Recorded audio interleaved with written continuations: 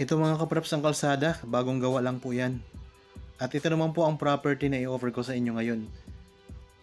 Tabing-tabi lang po ng kalsada.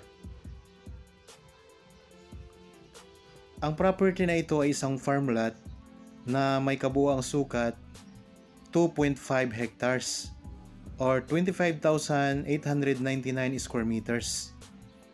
Ito ay matatagpuan natin dito sa bayan ng Pagsanhan, Laguna. Ito ay titulado, patag na patag po ang lupa. Ayan lang po ang kalsada mga kapraps. Napakaraming mga tanim na mga puno ng niyog. May mga prutas po, kagaya po ng mga rambutan, mga lansones, mga puno ng chiko, may mga dalandan, mga saging, at iba pang mga pananim. Ang distansya nito sa town proper ng Pagsanhan ay nasa 15 minutes drive. Ganon din po sa mga iba't ibang establishment tulad ng mall, groceries, mga drugstore, mga bangko, hospital, at iba pa. Napakalapit lang din po nito sa Provincial Road. Nasa 3 minutes drive lang po, mararating na natin ang Provincial Road. Meron itong boundary na sapa sa bandang likuran. Pwede itong gawing subdivision, pwede rin po kayo magtayo dito ng rest house, at pwede rin pong i-develop para gawing resort mga kapraps. Dito sa bandang unahan ng property, ayan po, napakaraming mga puno ng niyog na may mga bagong tanim at mayroon na rin pong mga malalaki. Ayan, marami din pong mga puno ng lansones. Okay, tayo po ay papasok doon sa loob ng property. Magandang araw po mga kapraps. Welcome back sa Badshot Properties channel. Ako po si Bads, ang inyong makakasama para sa ating virtual viewing. Para sa mga bago pa lang po sa aking channel, huwag niyo pong kalimutang mag-subscribe at pindutin na rin po ang notification bell para maging updated kayo sa mga bagong property na available. Tara na po! Ayan naman po ang puno ng rambutan. Ayan, ang daming bunga, namumula. Okay, punta tayo doon sa may bandang likuran ng property mga kapraps. Nandito na tayo ngayon sa may bandang gitna. Ang lawak ng property na ito. So ayun naman po, napakaraming mga niyog. Pwede kayong mag-alaga dito ng mga alagang hayop, kagaya ng mga baka, mga kambing, mga manok, at iba pang mga gusto nyong alagaan mga kapraps. Gaya po niyan, pwede rin kayong mag-alaga ng kabayo dito mga kapraps. Tuloy-tuloy lang po tayo sa pag-iikot. Para po sa mga interested sa property na ito, pwede kayong tumawag para sa karagdagang impormasyon. Meron tayong Viber, cellphone number, Facebook Messenger, at pwede rin kayong mag-direct message dito sa YouTube channel or mag-comment mga kapraps. Ang ganda ng lupa.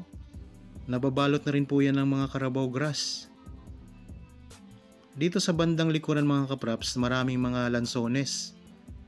Ayan naman po ang puno ng chiko. Ayan, ito ang mga lansones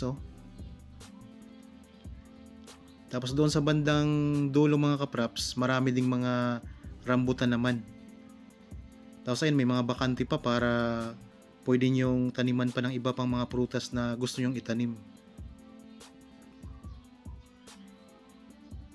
Yan, dito may chiko din Ayan, mga rambutan. Ang gandang property. Ayan naman po ang lansones. Ito naman po ang puno ng mangga.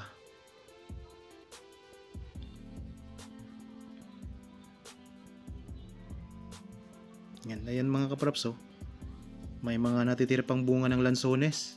Kakatapos lang po kasing anihin ng ibang mga bunga nito.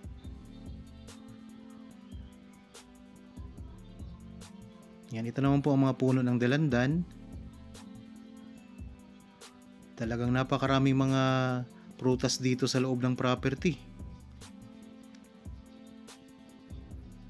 Yan, mga rambutan naman to.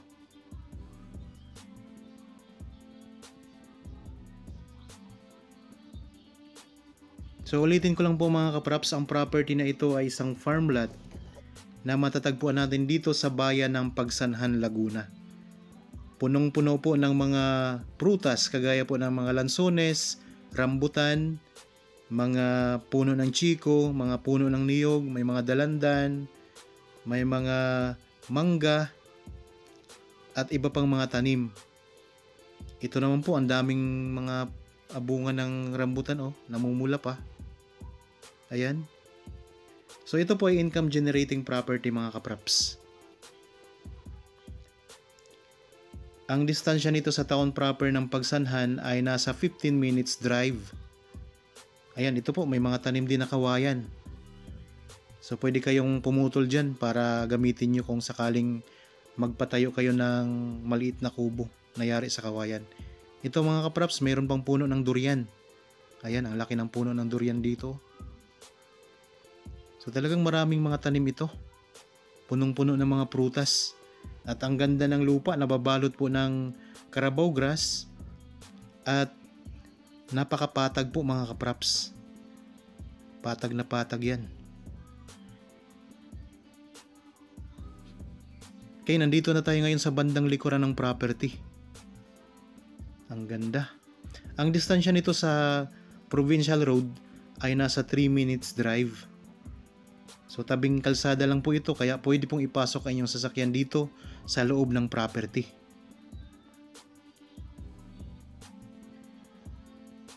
Ang ganda. Ayan po, sana nagustuhan niyo ang property na ito. Para po sa mga bago pa lang sa aking channel at napadaan lamang po dito sa aking channel, huwag niyo pong kalimutang mag-subscribe at pindutin na rin po ang notification bell para maging updated kayo sa mga bagong property na i-over po namin.